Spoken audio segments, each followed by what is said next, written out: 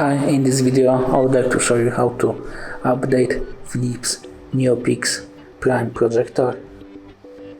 All you need to do is to open the projector's main menu by clicking home button on the projector's remote. Then you need to go to the settings, go down to the advanced settings,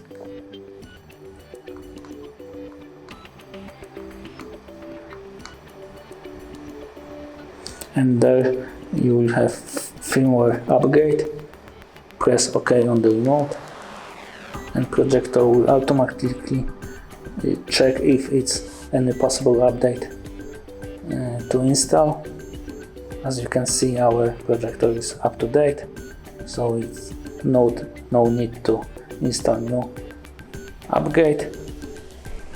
Thank you for watching. If you like this video, give us a like and subscribe to our channel.